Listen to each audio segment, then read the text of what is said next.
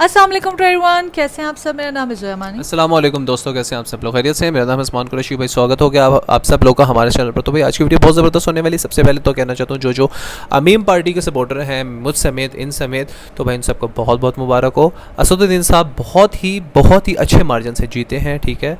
और ये खुशी की खबर जो है ये दुनिया में आग लगा दी है भाई, इसने वाकई आग लगा दी। जैसे अनु मलिक नहीं कहते आग लगा दी भाई, आग लगा दी, वो सिस्टम हुआ सीरियसली। क्योंकि भाई माधवी लता जी के साथ जो हुआ है ना, उनको मैं एक ही कहना चाहता हूँ कि फ़िलहाल अपने पास टिश्यू रखें, क्योंकि आपको टिश्यू की बहुत ज़रूरत पड़ेगी।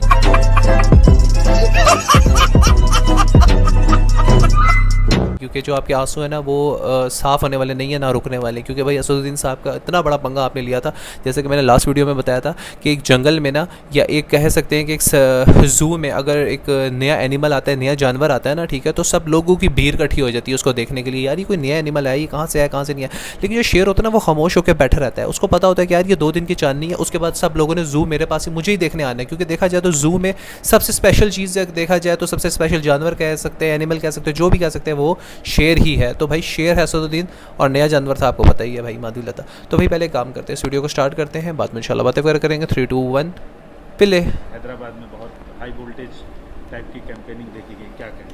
नहीं, सब कोई हाई वोल्टेज कैंपेन नहीं था। कैंपेन था, नॉर्मल कैंपेन था, मगर बीजेपी की तरफ से जो तरीक़ेकार अपनाया गया था कैंपेन का, वो बड़ा ही गलत था, वल्गर था, कम्युनलिज्म को प्रमोट कर रहा था। और इसीलिए हैदराबाद की जनता ने एक तारीख़ी वर्डिक्ट बीजेपी के ख़िलाफ़ दिया है कि 3,37,000 की मेजॉरिटी से यहाँ पर बीजेपी को शिकस्त हुई। तो यही इनका कैंपेन, चाहे वो प्रधानमंत्री का कैंपेन रहा हो या यहाँ मुकामी बीजेपी का रहा हो, उसको हैदराबाद की आवाम ने रिजेक्ट किया। मैं शुरू से कह रहा था कि ये कैंपेन नहीं चलेगा, क्योंकि अब पॉलिटिकल डिफरेंसेस ज़रूर हैं और रहेंगे, मगर अगर आप शहर के अमन को बिगाड़ने के लिए और नफ़रत की दीवारों का इजाफा करेंगे तो आवाम उसको रिजेक्ट करी, और वही हुआ। सर, जो पूरे देश भर में पूछने वाले का माइक में सही प्रॉब्लम लग रहा है। जो सियासी सूरत हाल बनी, उस पर आपका क्या प्रतिक्रिया है? क्योंकि बीजेपी 400 पार की बात कर रही थी, लेकिन वो उन्हें हासिल नहीं हुआ। दूसरी तरफ कांग्रेस को एक ठीक ठाक बढ़त मिली है। नहीं, 10 साल से बीजेपी की सरकार है, और ख़ास तौर से पिछले 5 साल में 2019 से 2024 तक जो बीजेपी की हुकूमत के नाकारकर्दगी, उनके गलत फ़ैसले, अवाम दुश्मन फ़ैसले, किसानों को तंग करना, नौजवानों को रोज़गार से महरूम कर देना, महंगाई को कंट्रोल नहीं करना, चीन जो हमारी ज़मीन पे कब्ज़ा करके बैठा है उस पर आँखें बंद कर लेना, तो ये ऐसी चीज़ें थी जो अवाम में चल रहा था इसके सिलसिला। और फिर 400 का नारा देने के बाद संविधान को ख़तरा, और ये बात अवाम में चले गई। ख़ास तौर से जो लोग बाबा साहब अम्बेडकर से मोहब्बत करने वाले हैं, संविधान के ऊपर नाज करने वाले हैं, तो ये सब चीज़ें उनके लिए महंगी पड़ी हैं। और बहुत से लोग, मुझे लगता है कि जो ये समझ रहे थे बीजेपी नहीं हारेगी, अब आप देखेंगे कल से उनका और ग्राफ गिरेगा। सर, आप क्रेडिट, आप प्रेस कॉन्फ्रेंस में भी बार बार पूछा गया, क्रेडिट क्यों नहीं देते हैं इंडिया अलायंस को और कांग्रेस को इस सियासी सूरत? मेरे ख्याल से जो माहौल था देश में, बीजेपी को इतनी भी सीटें नहीं आनी चाहिए थी। उनको हम लोग, अगर ये लोग सही काम करते तो 150 में सिमट देते हैं लोगों को। तो ये मेरा मानना है, क्योंकि इतना ज़बरदस्त माहौल था बीजेपी को हराने के लिए।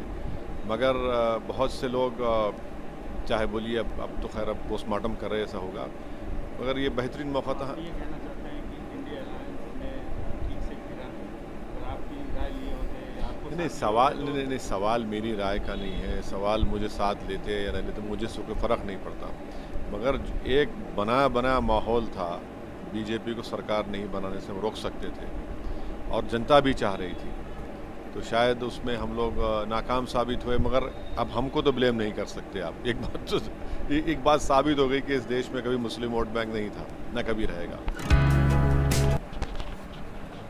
जी बिल्कुल, देखिए ना, किसानों को तंग करना, इस तरह से दंगा फसाद करना। और आप वोटिंग की क्या बात करते हैं? वोटिंग की वोटिंग की क्या बात करते हैं, 3 लाख कितने हज़ार से 3,37,000 वोट की बात कर रहा था। लेकिन देखिए मैं सॉरी मैं उतरी खो गया था जो असदुद्दीन साहब की बात थी कि बिल्कुल ऐसे ही ये बहुत अच्छा मौका था बीजेपी को सियासत हुकूमत ना बनाने का। लेकिन क्या कह सकते हैं, मतलब इतनी सीटें तो अगर देखा जाए तो इतनी सीटें उनको नहीं मिलनी चाहिए थी, लेकिन जितनी उनको मिली हैं ठीक है। तो बिल्कुल ऐसा ही है, जैसे अगर तरीक़ेकार देखा जाता अगर तरीके से ये होती तो शायद इनकी 150-200 से ऊपर ना जाती सीट्स। लेकिन फिर भी क्या कह सकते हैं, ठीक है गलती अब इनकी तो नहीं है, तस्लीम करते हैं। बिल्कुल अच्छी बात है, असदुद्दीन साहब की हर बात से बिल्कुल एग्री करते हैं। साथ अगर आप बीजेपी की बात करते हैं तो बीजेपी ने जितने भी काम किए हैं इंडिया के अंदर ठीक है, सबसे पहली बात तो देखा जाए तो जो वो चाइना इतनी ज़्यादा ज़मीन दबा के बैठा हुआ है ठीक है। फिर बेरोज़गारी सिस्टम देख लें ठीक है, सिलेंडर और पेट्रोल, फिर इकॉनमी, फिर रोज़ आए महंगाई, वहाँ पर जो सिस्टम चल रहा है ठीक है। फिर IMF से जो इतना ज़्यादा कर्ज़ा ले चुके हैं, इंडिया की तारीख़ में कभी भी इतना उन्होंने कर्ज़ा नहीं लिया हुआ, वो इतना हो चुका है। तो उसके बावजूद भी अगर इनको बीजेपी ही चाहिए, मतलब मोदी ही चाहिए, तो फिर व्यूअर्स वही बात है ना कि सारे खामोश हैं और क्या कह सकते हैं इस बारे में। खामोश हैं। और देखिए ना आपको, मतलब इंसान है ना जिसको समझ बूझ होती है वो तो नज़र आ रहा है, दिखाई दे रहा है कि कौन सही है, कौन सही रास्ते पे है, कौन गलत रास्ते पे है। तो इंसान खुद भी ये फैसला कर सकता है। ऐसा नहीं है कि इंसान का ये बस नहीं यार, वो दूसरे ने डाला वोट तो हम भी दूसरे की तरफ देख के डालेंगे, ये है वो है। यार बात वही है ना कि देखें जब सिस्टम एक तरफ चल जाता है ना तो फिर कुछ हो नहीं सकता। जब अंधा कानून होता है ना और देखने वाला भी अंधा हो, सुनने वाला भी अंधा हो, करने वाला भी अंधा हो, तो बस वही बात है ना। फिर वो अंधों में एक आता है ना, वो मिसाल देते थे वो कादिर खान साहब अल्लाह ताला उनको बख्शिश फरमाए। वो कादिर खान बड़े ज़बरदस्त एक्टर थे इंडिया के ना, तो वो कहते थे अंधों में काड़ा राजा है ये, उसको गोविंदो कहते हैं या वो जॉनी लीवर को कहते हैं ना, उसमें बेटा बना हुआ था। तो वही बात है, जब सिस्टम इस तरह सारे अंधे होते हैं ना तो उसमें फिर एक काड़ा होता है, उसको मतलब लाइक उसके पास एक आँख होती है, फिर वो उन सब में राजा होता है क्योंकि सब अंधे होते हैं ना, उसके पास एक आँख तो ज़रूर होती है।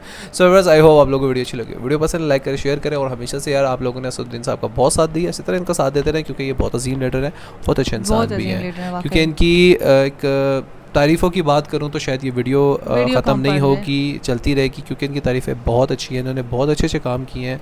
सो व्यूअर्स मिलते हैं इंशाल्लाह नेक्स्ट वीडियो में। बहुत ख्याल रखिएगा, हम दोनों के दीजिए इजाज़त। अल्लाह हाफ़िज़।